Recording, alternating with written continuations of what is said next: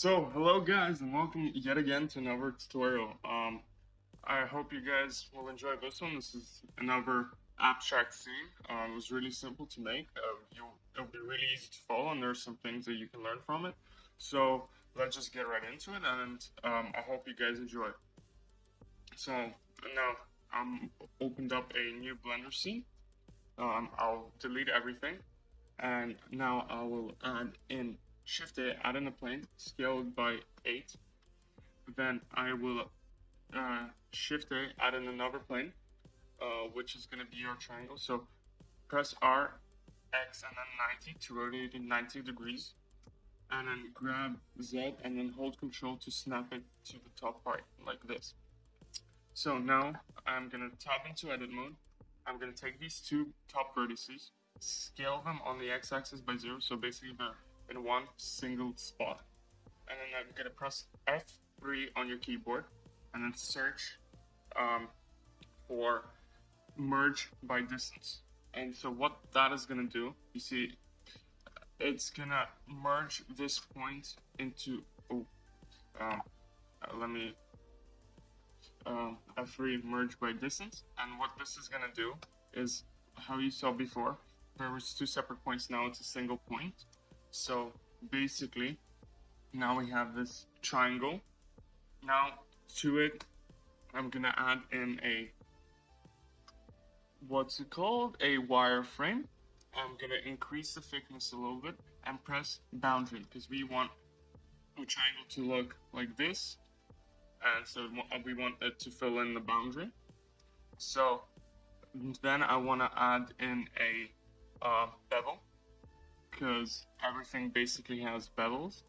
And I'm going to decrease the amount so it's more of a sharp bevel. Just like this. And then I'm going to shade it smooth. And I'll add also a subdivision surface just in case. So it looks much smoother. And then I'm going to grab on the Z and hold and bring it above the x-axis. So it's like this. So we have just a triangle on top of a plane. Very simple to follow right now.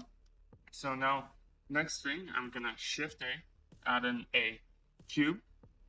So basically, this is gonna be our sphere. So press Control 4. So it basically gives it a subdivision of 4 to it. But as you can see, let me grab that. This is not a perfect circle. So what we can do now is add in the cast modifier. Where is the cast? Here it is. And then now it's basically gonna give us a perfect sphere. And now we don't need to worry about anything. So that now we know it's perfect sphere. There is no dents. If you add an icosphere, there's gonna be some issues with it, like it won't be perfectly round. So we want our sphere to be perfectly round. So I'm gonna scale it down and I'm gonna move it here. So I'm gonna fill it into a triangle completely. I'm gonna scale it down and I'm gonna increase the thickness of a wireframe a little bit. I want something like this. And now I'm gonna just duplicate the sphere and I'm gonna scale it down into the middle of our circle. So now we have this going on. Next, I'm gonna lay out the scene. I'm gonna duplicate the bottom plane, Shift D, and then I'm gonna RY90, and I'm gonna rotate it on the Z-axis by 20 degrees. So now we have this, and I'm gonna grab on the X and Control to snap it. I'm just gonna get it far enough from my triangle as I want it to be. I'm gonna bring it around here. Then just duplicate this one again, Shift D, and then I'm gonna go into the item settings and I'm gonna rotate it to 20 degrees. So now we have this going on. And then I'm gonna grab on the X and Control and snap it to the same distance as it was, as the other one got moved to the right, this one to the left. And now we have this. This is basically gonna be our scene. So now I'm gonna Shift A, add in a camera. I'm gonna press 1 on the numpad. And then I'm gonna Control Alt 0 to snap our camera to view. And I'm gonna change the focal length of this camera to 35 because I want that wide angle shot. and I'm just gonna grab and I'm pressing it on mouse button to zoom out a bit. So basically this is what I want our shot to look like. And now, finished, we're done. We can start getting into shading. So I'm gonna split my viewport, one side like this, and then another side like this. So the top part I'm gonna change to a shader editor. This is how I like to work with in Blender generally. Split my work up like this, and then I'm gonna change this to rendered mode, and I'm gonna press T to take away everything from the left side, this and this. So basically now we just have our scene completely. And then I'm gonna go back into the camera and just change, add into the camera some passport 2. So basically it's gonna blur out everything to the sides. So now let's get into shading. So I'll take my outer sphere and I'm gonna make it completely transparent, so complete transmission. For now there's no lighting, but once we select our inner cube and add a new texture to it, just take away the principal BSDF and add in an emission. So now that we have our emission, we are gonna have everything lighting up. What happened here? Oh yeah, and obviously since we're working with glass, we have to be in cycles. I'm sorry for those guys who don't like using cycles, but it's, in this case, it's really useful. It's not that difficult of a render. So basically any computer will be able to handle it. So just bear with me and you'll see that it's worth your time. So add in also to the inner circle, I'm gonna add in a black body. So what this does is it replicates the way black bodies emit light.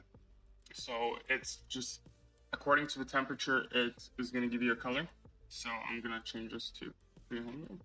So the higher the temperature, the whiter the color, the lower the temperature, the redder the color is. So we can get like a red color. So it's basically in this range and it's really easy to fiddle around with. I'm just gonna scale down my, now I'm just gonna go back to the cube of the first sphere, and I'm just gonna decrease the IOR, index of refraction, so you can see what's going on. We have this cool effect happening where the inside is pretty nice. You can see it vividly. And I am gonna decrease the roughness a little bit. So now let's add some material to our triangle. I'm gonna add new. I'm gonna make it metallic and no roughness, so it's reflecting. And then I'm gonna add to it a damn it. Okay. Add to it a mix shader, and add in an emission. So plug this emission into the top. Yeah. And now we have this. This looks ugly. So shift A and add in a Fresnel, whatever it is. You get the point. And let's just start bringing this in a little bit. Bringing this down. And now we're just gonna get some lighting on the edges of this. So, and now we've got something like this. I'm just gonna make it a bit thinner. Yeah, I like how this looks. But now we need some textures to the ground and the walls. So, to the wall, add in a new texture, and then now basically I'm gonna add in a texture setup. So I'd go to CCC0 textures, and here you can see there's a lot of textures. I'm not sponsored, I wish I was, but anyways, they're all free. So you come here, they have a lot of assets, and I just picked this rock asset and download it in 4K. You can download it in 2K PNG. It doesn't really, you won't really see the difference here, but if you want to save your render time, just take 2K, but I downloaded the 4K version. And so from here on, I just went back into Blender. I enabled node random blur. If you don't have it enabled, go into edit preferences and then an add-on search node. And here you have to just enable it. And so I click on the Principled BSDF and then press Control-Shift-T. Now it's going to bring up a Principled texture setup, and then press A and set up the Principled texture setup. And so that gives us this texture. So now I'm just going to press on the left wall, and then the one we added the texture to, and press Control-L and link the materials. So now both of them have the same material. And that's it. Now we have this cool cave-looking thing. Basically now, what I want to do finally is just add in a water texture to the ground. So basically, I'm just gonna add in a bump, a color ramp first, color ramp. Then I'm gonna add in a Shift A, add in a bump node, and plug that into the height.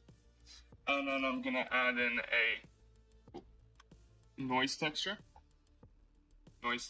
and basically now we're gonna start seeing everything come together nicely. So I'm just gonna go into material preview on this side so I can look at this a little better. Okay, so I can see what is going on. And so I'm just gonna bring this here. I'm gonna invert the color ramp and bring this, come on, okay, and now we start getting the water puddles going. Yeah, and that's gonna be pretty much it. And just plug this into the roughness also, and as you can see, we've got water. But I want to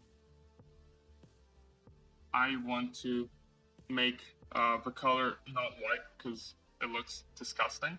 So Shift D, duplicate this, plug this in here, and then base color into this, and then just flip the color ramp. And now we've got this going, and that's pretty much it. And so for those who want to animate this, how I animated it, I just went into Solid View. I clicked on the inside of the sphere, and then I just took my timeline down to 90 frames. And so first frame is gonna be, I'm gonna add in the location, insert the keyframes, and then on the final frame +1, I'm gonna insert the keyframe so it just comes back to its original point. And then just by hand, I grabbed this side of the bow, I insert the keyframes, duplicated this point again, so it just stays put for a couple seconds, and then after a little bit, I just move on ahead and just grab this, move it around here, insert keyframes, and then I just duplicated it, let it sit there for a little bit, and then maybe if you want one more movement, just grab in here, insert keyframes, and